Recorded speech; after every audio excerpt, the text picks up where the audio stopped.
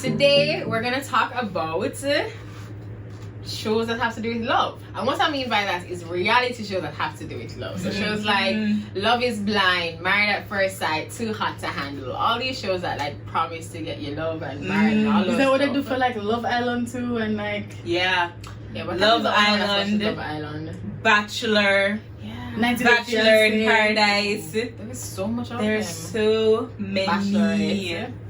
Is there this thought that that's the most important thing to people, like finding love?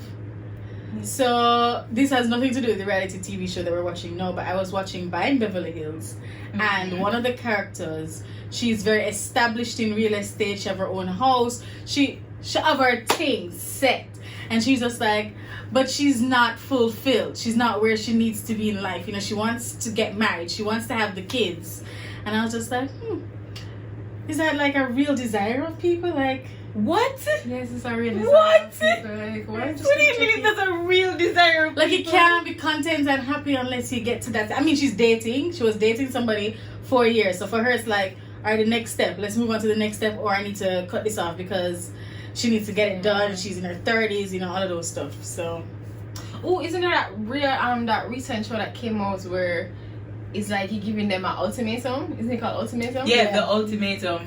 Yeah, but Yeah. it really is a thing where a person's well, it's doing well on the TV because they have multiple shows about it. They got it. So all these shows are coming out, especially the new one, Love is Blind. Everybody's talking about Love is Blind and SK and Zanab and Cole, everybody, right? Y'all know the names, right? We talked a little bit about these shows before to say, which show would we want to be on? But we kind of want to dive in today to be like, are these shows doing more harm than good? Yeah, for sure. We know for Married at First Sight, we love our Married at First Sight. It's a thing. We watch it, we like it, we love it. It's our shows, right?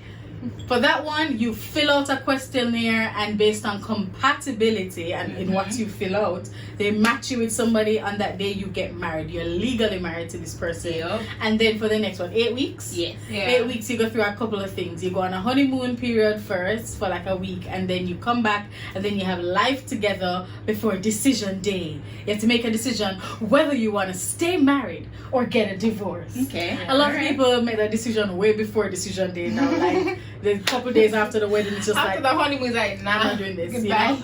So in this sense, in this situation, you get that choice whether you want to stay married to this person or get divorced. And if you choose to get divorced now, it's that they will pay for the divorce or go through that process for you. If you wait, and you know, like I stay married but I want to get married later, get divorced later on, you have to pay for it yourself. So I guess that's it. Because I mean, you could choose to stay married and then get divorced later, but the decision is, are you going to stay married now and get divorced, whatever. And we find that they talk about this as an experiment. Same for Love is Blind. They talk about it as a social experiment. Like, can this work? And I feel like we can agree that the experiment has failed. Yes. I feel like we should agree that it has failed. Yeah. Right? It's like, it's done. In all of the seasons that have happened, they have about 5 couples for the most part. This season is like what? Season 15? And on average, they have about 4 or 5 couples that get married every season. So what's 4 times 15? 4 5's 20. 4 2 60. Okay, you're very strong about 60. that. All right. Good Because job. 2 is 30, so 4 is 60. Nobody's voting you, Abigail. Even when I did Nobody's catch us on voting quick, you. I had to. Alright, so we have 60 marriages that have happened, and it is at least 70% that get divorced. Yes. At the very least, I mean, we could probably dive into looking at statistics for real, but on average, like 1 or 2 couples each season stay married, which is a ridiculously small amount. Yeah. Is this contributing And then to the even like, divorce rate? like there are those that say no on decision day, right? But then when you look years later, how many of them? How much? How many? How many of them are still together? No, it's less. Yeah. A lot less. It's crazy. Yeah. Bad. And I mean, we see the same thing with Love is Blind. Like, there are a lot less seasons for that one. Yeah. This is just season 3. But of those 3 seasons, we have 3 couples? Mm-hmm. 3 Because couples they had that 2 are from making? that and maybe 1 from this one. Maybe, yeah. I mean, has it even been long enough to know, like, who's going to stay together from this season that True. just ended? But we have 2 couples still going strong from season 1. We have 0 None from couples season from 2. season 2. And Sorry season for the 3, spoilers. It's questionable. Well, they had two couples that stayed married at the end of season 3. Like, they went to the altar and they said, "I do." Yeah, but so it's Right. But where are they right now? Right. So, I mean, it's a little disheartening because you're thinking we're trying to do things a new way, but have we really shifted the way you're actually doing it? Mhm. Because Love is Blind, their entire premise is, can you fall in love with someone for who they are as opposed to how they look? Mhm. And so you get beyond the superficial things and you really dive into these persons, meet them on a... You're supposed to get beyond the Right. superficial things. No, that's actually what I was gonna say. So you get beyond it in the pods, Yeah. but then the minute you meet, all the superficial things come right back up. And then you have all of the questions of, well, I like them emotionally, but I'm not attracted to This them is not who they were in the physically. pod. Right. And so at the end of the day, you're still making the decisions for the same superficial reasons. Also, the pods is a week. It seems like it's like 10 days. Okay, so, So 2 weeks. definitely less than a month for sure. How much can you really know someone to be saying, I Yeah. love you, I'm in love with you, and I want to marry you Get the after fuck what up. you've been told in the space of 10 days? Yeah. It's insane. I do not know if this is really who you are or if this is just who you are portraying yourself to be Mhm. simply for the sake of getting married or Getting on even just TV. getting on TV, Yeah. getting the promotional Yeah. stuff. And we all know what happened with Eye Drops Guy this season. So it just goes to show that the producers are letting people get through who definitely don't have the best intentions. Yeah. Yeah. Just for the sake of ratings. And I mean, relationships in and of themselves have their own drama. Yeah, You that's don't have true. to try and add or stir the pot with it. If you allow people to be together long enough, we're gonna see it explode, we're gonna see Yeah. it implode, we're gonna see people choose to be deceitful, we're gonna see love actually bloom. Mhm. If you just give it. So when I hear the producers talking about, oh well, they put this person in for a particular reason, or we told them that this person said that to get the rise out to them in that moment, like, are we actually trying to foster relationships and marriage, or are we just trying to sell a TV show? Right. Yeah. Which makes it a little disheartening because marriage is a big deal. It's a lifelong commitment, and as if you are a Christian, it means a little bit more than just I do and the Mhm. bouquet and the you. wedding dress and whatever. You know, it is supposed to represent Christ's love for the church. Yeah. This undying, unbreakable, lifelong love that he has for the church, and the fact that he would give himself up for the church, the sacrifice that's supposed to be in marriage. And anybody who is quote unquote doing marriage right, and I use that term very loosely, you know, you see that you in and of yourself die to certain things. Like you start to shave down parts of yourself to match with the person who you're married to, and you come out looking better, being better as a person. And these TV shows, I don't really care about the people who are on it. They don't really care if these people are actually falling in love, actually doing it for the right reason, actually gonna stay together. Yeah. And it's a little bit sad. Yeah, and I think the sad part for me too is the ones that have like experts on them. So this is like specifically Married at First Sight Yeah. now, because we're supposed to have these quote unquote experts in the areas of counseling and marriage and compatibility, putting me with somebody, and then afterwards we're supposed to have sessions where we come and we talk either together or individually with these experts to help us in our relationships. But a lot of the times I feel like the issues don't get solved. Mhm. And maybe these are just mighty issues that cannot be solved in the course of an 8-week experiment. But at the same time, what then is your purpose? Are you going to continue with these couples after the day? Are you going to lead them to other therapists so that they can continue to get the help they need? Or are they really left on their own to kind of figure this thing out when they came in with such superficial reasons in the Yeah. first place? I think for me, when Catherine touched on the thing of therapy, that's just it. Like, so many people, like, people need therapy. Yeah. You go through Yeah, things yeah, in yeah. life, you don't address it, whether it is something that was hurtful, something that gave you a wrong ideology or a wrong agreement in life. we go through things. Mm-hmm. Go to therapy. There's nothing wrong with it. Go to therapy for a checkup. Go to therapy just to talk something out, because when you see them, whether they're on the show or they're at the reunion, and at the reunion person going, oh, he's a narcissist. Oh, maybe he is a narcissist. Maybe she is a narcissist. Maybe they have toxicity in their life.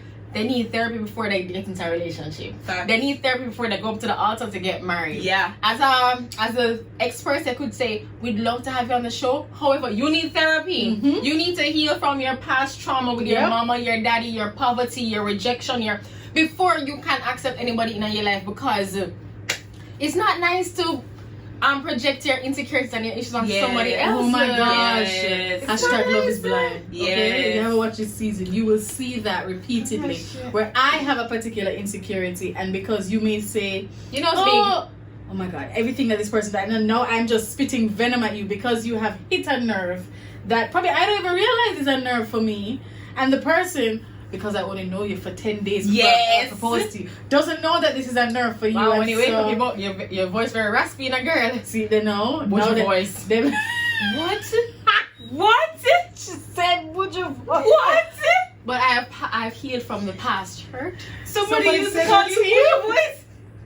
Is this an issue? Janine, was it you? It wasn't me. Did you tell her she had a voice like Buju?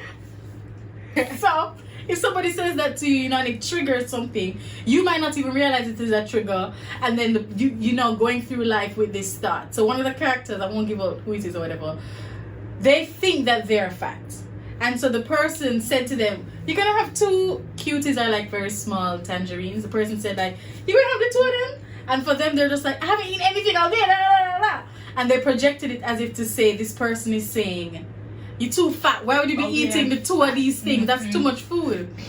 They were both sharing the food. So I thought that the person's response was more like, "You're going to eat both of them, or you're going to have one?" You know, that kind of a vibe. But instead of seeing it like that, it was a, "You think I'm fatter?" Oh my gosh! Oh!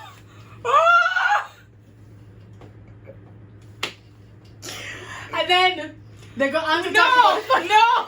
We're not just gonna keep going. But that's what happens to people. You hulk out on these people, Yeah, and you they're do. very unaware of where this venom is coming from, and they know these people are building up even more trauma in themselves. So now they think I'm fat, and so that's another baggage on my already baggage self. And so, as you rightly said, Kay, which I never thought about before, do they help these people after? They You know? definitely don't. They're already shooting the next season. Like in Married at First Sight specifically, they're already going to start season 16. So no, they don't have time. We don't have time for that. Yeah. But I think that it might be useful at the beginning for them to say, you have to go to counseling before, and you have to either go to one of the counselors we recommend, or, you know, a lot of places will be like, these are the ones that we recommend. You can go to anyone on this list here for counseling, and you have to pay for it. Because I mean, if you want to, if you want love so much, you know, you should be willing to invest. And so you pay for counseling, and after X amount of times, like let's say probably 5 or 6, the counselor will give the producers a report to be like, this one not stable, or man, this one's stable enough to go into a relationship. Because I mean, people, you continue getting traumatized every day, right? And so it is getting the tools to deal with the trauma as it comes up. And man, I really wish that they would invest a little bit more in these people, because sometimes you look at these relationships and you're just like, it could work. They're just passing each other. Like if they could just, right? You can see how beautiful that relationship would be, but we just keep missing it because I'm shouting at you from my trauma, you're receiving it with your trauma, and it's just a hot mess. What I also thought about is like, there are very few persons who come on this show self-aware in a healthy way. Yes. And sometimes when they come on and they're self-aware and they're able to address conflicts, able to de-escalate situations, they're not seen for the heroes that they are. Right? People are not understanding why they're able to, or why they're responding in that way. I'm like, that's not fair. You know what's true too? What I was actually having this conversation with somebody else who said, our badge of honor in this generation is being self-aware. So a lot of people will be able to say, yeah, that's a trigger for me, or yeah, that's something, but you now use it as an excuse to perpetuate your negative behavior and your bad actions. Or they're self-aware in the way that they go, that's just the Libra in me. It's Yeah. just the Aquarius in me. We're It's just accepting I'm just the it. firstborn. I'm the middle child. I'm the this. It's like we're very quick to identify things. Yeah. And not put anything in place to correct it. Yeah. Yeah. So I am a certain way. I'm a neat freak, kind of. I like to clean. Right? You should recognize it and not leave the place messy. Like you should understand. Like no, there's still a give and take. When I'm self-aware, in my awareness of myself, I need to give other people grace to be themselves, give them the grace to work through their own trauma because people are not at the same level as you. People are not at the same level They're not. you. People have different perspectives. Like I'm sure we can look right now at the camera and we're seeing it from different angles. We're seeing different things. And you need to be able to appreciate that. And you need to say, all right, Catherine, that's angle, that's okay. Maybe you should try shifting, right? Don't bully people, don't bulldoze people, but I don't think we do And that. also in yourself, you also need to recognize that, yes, I'm not using that same example. I'm a neat freak. However, you cannot use that as an excuse while I was having a party, you come and sweep dirt onto my clothes during the party. Because you should know I'm a neat freak, so I could have left the place like this. Like, no, you cannot use the aspects of your behavior as excuse for bad behavior. You still have to realize where you need to improve. Can you imagine that though? Like, middle of the party. Didn't that happen though? Like, one of the shows that they were having a party and somebody was cleaning up. But that makes me think of like, when you go to a restaurant and you stay there really long, so the people them start pack up. Like, Turn off the lights. Turn off the music. Turn off the phone. And they're just all standing there with their bags at the door. Any minute now. No, but what I was gonna say too is that I think there is this idea of what marriage and love and relationships is as good and fun and easy. And it completes me. And no, it's the easy part because I think a lot of people jump into these things. So you're self-aware, you're doing all of these things and not realizing that you're dealing with a whole other person who is not you. Another person who is not you. And you can either choose in this place, do I want to make it work with this one, or am I going to try and make it work with another one? But either way, it's another one. It is not you. And I think that is the problem with a lot of these shows, that they come on and they're expecting the people to know you, to know. So let me talk about my person. I'm expecting the next person to know me and understand me and fit into me. Yeah. Versus, okay, this is who I am, that's who you are, let's see how we can make the we work. Yeah. And gosh, it's just so frustrating sometimes. Like, they're the ones where you say, oh, look at them. They're the ones that are just like, you have to stop being this selfish. Yes. You have to. Yes. Both of you have to realize that you are individuals trying to become a unit. Yeah. And that in and of itself is so hard. I mean, just a simple example of a three-legged race.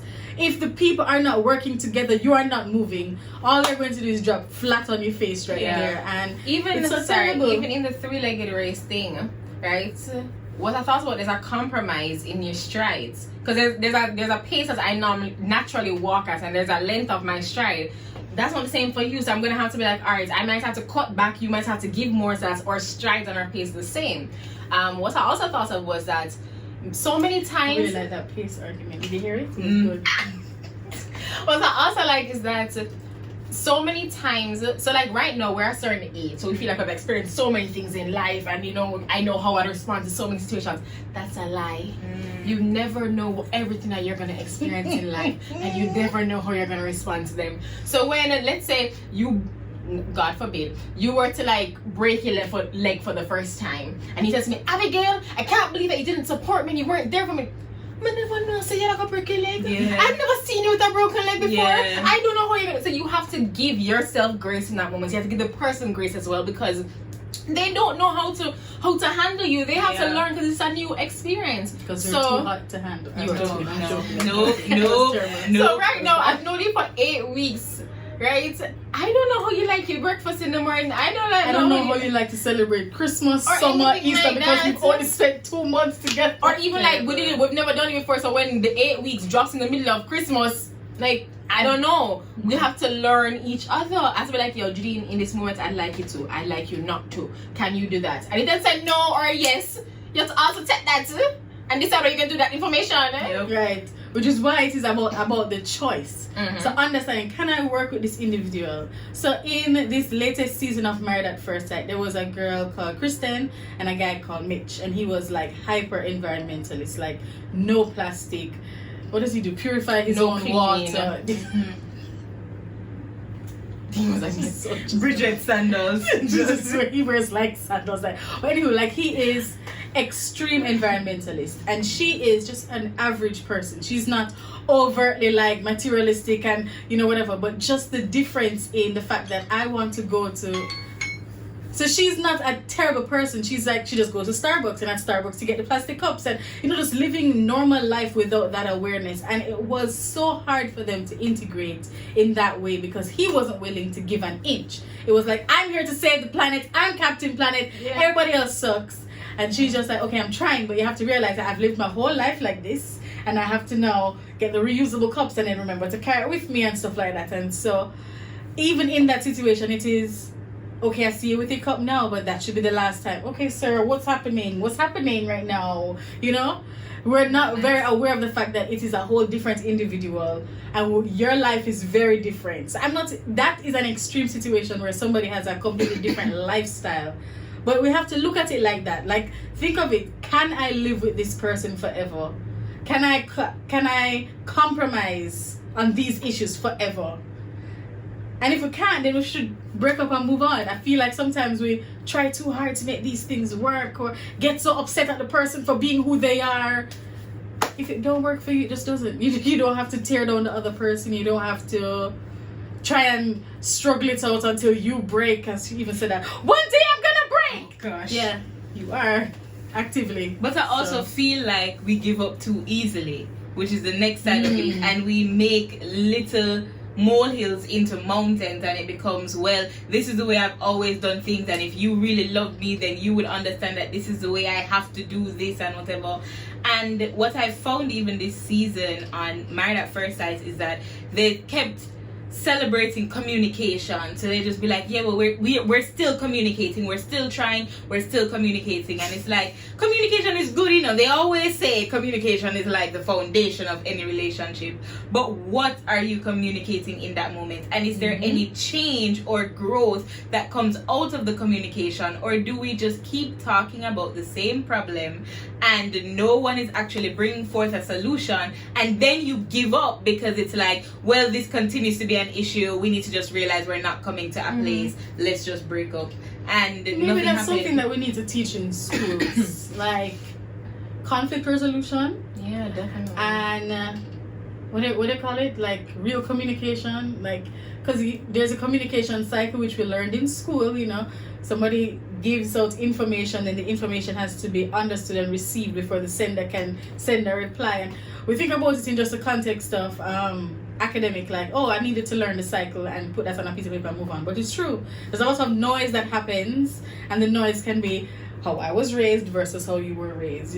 My baggage, your baggage, my trauma, your trauma, and actively like probably just miscommunication. If it's a text, I thought you meant it harsher than you said it. And there's so much noise in the environment, and so by the time it actually gets to me, it is completely distorted. Not because the words are not said in the correct sentence, but because all of the noise that is around in the middle has distorted it completely. And so we need to really learn how to communicate effectively and how to truly have healthy conflict resolution. Yeah, facts. Let's take up Pythagoras theorem and just learn this instead. Yeah, we don't need pi. We don't need that. We don't need any of that. Sine, cosine, we don't need it at all. But okay, so if you were to speak to some of these people on these shows, what would be like your tip as a completely unprofessional person, because you are not married and have never been, but hey, we have a YouTube channel, so what would be and you don't have one certified? My first tip would be, get the people who want to be on this show need to invest in their own self and do counseling for a good period before getting approved to be on this show. So you need to deal with your issue before you try and fling it on somebody else. For me, I think it would be figure out really why you want to get married. That's one of the most annoying things for me. Whenever they have those first couple of episodes and it's always like, I wanted to get married so I would have someone to travel the world with. You don't have friends. You don't have They have those things now on Instagram where you can join a traveling party and go with people also traveling in those places. I need to get married so that I could find my best friend. You could find a female or a same-sex best friend tomorrow. I got married so that I could have children. I mean, that one is pretty valid. It really helps. But if you do it with the wrong person, it's much worse than not having the child at all. So I just feel like sometimes our reasoning for getting married needs to just be interrogated a lot, because it's a lot more heartache than it is happiness when it's done wrong. Yeah. It's just so unfair to the next person. That's where I'm coming from. It's just so unfair to the next person. Like, you flinging your baggage on me. I never asked for this. Yeah. But the problem is you have baggage too. I understand that, you know, but knowing how to manage your baggage is important, or how to get rid of your baggage. But a lot of these people come and just fling it all over on the next person and then just walk out at the end. Because I choose to not stay married, or I choose to not stay married. I choose to get a divorce early. I choose to not say I do ultimately. And I'm just here left like this. Okay. Take that into the next relationship. Yeah. Because y'all are also having sex, so now you have those soul ties and trauma that you just take it over into that next relationship. Sadie? My tip would be know your principles and your foundations. So persons who are Christians or care about carrying on a Christian values, you get with somebody who's not a Christian. Okay, how's that going to work? And I'm not saying it can't work, but just you think about that yet? Like, I think it was the first season, either the first or second season of Love Is Blind, where the guy was not about religion. He was like, an atheist. That work. Also, I think you need to know, in the whole same knowing principles, you need to know what your negotiables are. There's some things you need to negotiate on, like compromise on that. Like, not that important. You need to realize what's not important. You need to give it up. Because everything is Stash, I'm looking at you. Okay. Alright. Stash. Alright. That's from Married at First Sight, for those who don't know. Yeah, so there's some things that you need to compromise on and be like, no, that really matters to me, or no, I can't be with somebody like that. And there are other things that, okay, that's not so bad. We can work around it. And I mean, as you grow, certain things just don't matter anymore. Exactly. I remember when we were in, like, teenagers or something, with some exercise in Sunday school was to write down what you wanted in a spouse or something like that. And I had that list. Wow. And the list probably had like 50 things on it. And then I remember when I started to become friends with Sharona, we were like, okay, we're going to write this down. I mean, hers manifested. You know, she got married. Glory. Maybe my list was too long still. But it was probably like, let's say the first list was like 50. This list was like 30. And then the other day I saw this list again in one of my old diaries that I threw. And I said, I don't need this, don't need this. And I mean, like, as you grow, you realize some things are just not as important as we thought they were. So things that you think are, this is a non-negotiable. Is it really? Like, spend some time praying about it to try and figure out, is this really a non-negotiable for you? Because you might think, like for me, I would be like, no, I can't marry a pastor. And God is like, it's a pastor I'm gonna have for you, Janine. Oh God, please don't let that be the case. Oh my gosh, Janine. Please don't let that be. It was a joke. No, seriously, it was a joke. Ridiculous. Right? So, you know, like certain things like that, you might be thinking, no, that's not for me. And God is like, it is. But it is. So, yes, the other part about is that the only thing that we can count on is change. So you meet somebody today, you know, them awesome, them great. They're going to change over time, you know. I promise you, they're going to change. You are also going to change. Yeah. Right? So when people go, you're not the person that I thought you were, the person you used to be. That's true. Good. That's true. That's also very true. Yeah. Like, thank you for that. I've been trying to working on me. Growth. So really then, doesn't the most important thing become like, how do you manage the same idea of conflict resolution? How do you manage this change? How do you continue to choose to love? Because divorce should not just automatically be the option. And you are going to change. Therapy. Yep. Counseling, having wise counsel as well. Senior persons in your church or other mentors that you might have in your family or something. Having a healthy community. Premarital and postmarital. And during the wedding, Abigail. During the wedding. Listen, I have been to some weddings where the sermon was a thing. Okay. Right? The sermon was a that. thing. I So can take that. every step of the way, the reception, let's just reinforce this point right now. We see you guys having a moment. Let's talk about it. Yeah, I think it's just about being intentional about it. Yeah. Not letting the, they say sweeping out the good with the bad. Mm-hmm. Being intentional about it. And not letting the idea of your Prince Charming and fairy tale ending be your driving force. You might not end up with somebody, You might be single. Facts. It's not going to be the end of your life. It's not going to be the worst thing ever. Like, don't be, I must find my person and that is my driving force when I meet everybody. Like, could he be the one? Yeah. I meant to. You smell like. Because then that also, like, even coming back to what Judine brought up at the beginning, this idea of, is this the greatest thing in life? Like, marriage. I mean, it shouldn't be a job. It shouldn't be trying to get money. So what should be your greatest thing in life? What should be the greatest goal if you could go through your whole life and never get married? To love the Lord and to make him known. I wanted them to say that. I figured if it came from me, it'd be too preachy. So, about the shows now, are we cancelling them? Like, are they cancelled? Should we no longer be watching this Married at First Sight, this Love is Blind, because of these skewed views of relationships that it's giving? It's very interesting for me because I've actually learned a lot by watching these shows. What not to do? What not to do and what to do. Because that girl, Kristen, I was talking about from Married at First Sight, man, she talked about her marriage in such a beautiful way, even though it was trash in my opinion. But, the way that she honored her marriage, I was like, you is a goodie, And then sometimes when the experts, if they jump in and they give some advice, I'm like, that's a good advice. Like, if you're arguing, you should make sure to touch the person. Yeah, like that. We're not arguing. So, stuff like that. I'm just showing you support. Whatever. So, I agree with that. Like, I think we can always sift out the bad and have healthy conversations like this, especially with the wise counsel and the good community that we have. Okay. So that it ends up being you gain more from these shows as opposed to it ruining or wrecking the right view you have of these relationships. I agree 100% with that. If you are looking on it to be like, I hope these people fall in love, don't hold your breath. They're probably not gonna fall in love. They probably are not. But you get a little drama. You probably get a little drops of wisdom every once in a while. If you know how to sift it out, you'll find it in there. Those little nice little nuggets. So yeah, if you're looking for love, no. If you're looking for a little bit of drama, yeah. Okay, no problem. Teach you to be nice to people. All right. Thank you so much for watching. Remember to like, comment, share, subscribe, hit the bell.